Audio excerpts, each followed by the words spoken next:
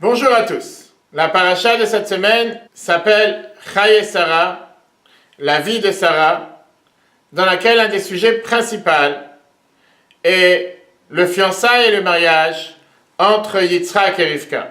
Le premier mariage que la Torah nous raconte dans tous ses détails, comment Abraham a missionné son serviteur Eliezer en le faisant jurer de ne pas prendre une fille des filles de Canaan, l'endroit où il résidait à l'époque, mais d'aller à la frontière entre la Turquie et la Syrie, Aram Naharaim, de l'endroit où vivait la famille d'Abraham, pour aller chercher une fille de membres de sa famille pour son fils Yitzhak. Et il lui promet qu'il y aura un ange qui ira devant lui pour lui faire réussir dans cette mission. Nous savons combien en général trouver son partenaire, trouver son âme sœur, sa deuxième moitié, prend énormément de temps.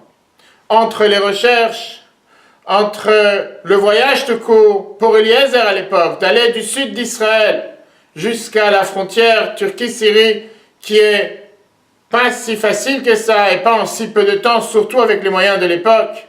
Les pourparlers avec la future fiancée, avec la famille, peut-être qu'elle ne voudra pas, peut-être trouver des autres candidates, et finalement le chemin de retour pour arriver jusqu'à Abraham. Et voilà que la Torah nous raconte que la mission d'Eliezer s'est passée miraculeusement en un seul jour. Arrive à destination, il se tourne vers le ciel et fait une prière en disant à Dieu que si cette fille qui se présentera devant moi me donnera à boire et me donnera aussi à boire à mes chameaux de cette longue route dans le désert, je suis garanti que ça c'est la fille que mon maître Abraham a désignée pour son fils Yitzhak. La Torah nous dit que même avant qu'il termine sa prière, voici que Rivka est en train d'arriver et exactement les signes qui s'est donné, c'est ce qui se déroule en face de lui. Rivka lui propose de boire et elle lui dit pas seulement toi mais aussi tes chameaux. Et là Eliezer se dit, je suis garanti que la mission d'Abraham de trouver une fille propice pour son fils Yitzhak, elle vient de se remplir et Rivka est la future fiancée de Yitzhak. Quel était le but? Que même avant que Eliezer termine sa prière, voilà le miracle se dérouler en face de ses yeux. Et la question est peut-être plus globale. Combien d'entre nous nous méritons à réussir dans notre prière? Combien de nous avons la chance que déjà en train de prier, nous voyons la réalisation de nos souhaits? Parfois, nous méritons de voir l'accomplissement de nos demandes, mais ce n'est pas sur le champ, pas sur le moment même de la prière, encore moins pas avant de finir de prier. Des fois, ça prend quelques temps. Alors pourquoi un tel miracle pour Eliezer? Quel était le secret de sa réussite? C'est vrai que quand Eliezer s'est exprimé à Bethuel, le père de Rivka, il lui répéta les différentes formules exprimées par Abraham, dont celle qu'il y aura un ange qui marchera devant toi.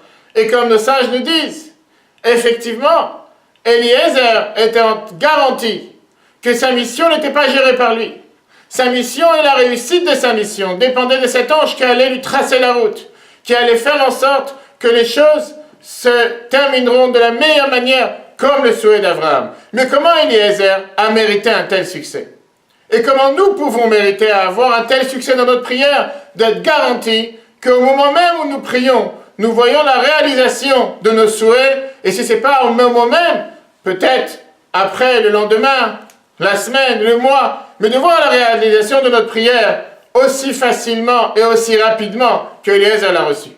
À cette question, le rabbi nous donne une réponse fondamentale dans un discours publié en 1977, tout juste il y a 40 ans, dans laquelle il reprend le Rambam Maïmonide dans les lois de Tchouva, dans laquelle Rambam nous explique que combien quelqu'un se sent proche de Dieu, de la même manière, il peut mériter que Dieu soit aussi proche de lui.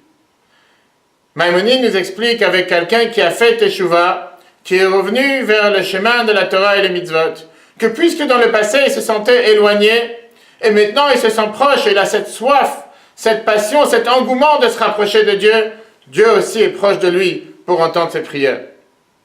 Et donc la réponse à la question comment Eliezer a mérité un tel succès, une telle réussite dans sa prière, d'être exaucé immédiatement, même avant même de terminer sa prière, c'est parce qu'Eliezer était convaincu que tout d'abord, il était ici juste un serviteur d'Abraham pour remplir la mission qu'Abraham lui a donnée, mais c'est l'ange de Dieu, c'était le chemin de Dieu, c'est Dieu qui dirigeait sa réussite, c'est lui qui allait devant lui, et lui il était ici juste le pion pour remplir cette mission. Et puisqu'il était totalement soumis à la volonté d'Abraham, et pour nous totalement soumis à la volonté de Dieu, automatiquement il mérita que Dieu exauce ses souhaits immédiatement, même avant de les terminer. Alors l'enseignement pour nous dans la vie de tous les jours, bien sûr que la prière est importante, mais prions en étant proches de Dieu. Et comment se rapprocher de Dieu? À chaque fois qu'on demande une prière pour une personne malade ou dans le besoin, ou prier à Dieu tout court, nous avons l'habitude de se rapprocher, de faire aussi un acte positif en mettant la tzedaka, en prenant une bonne décision.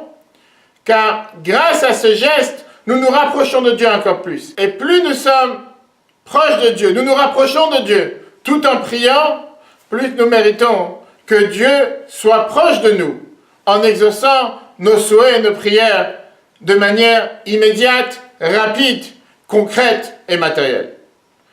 Shabbat shalom à tous et à la semaine prochaine.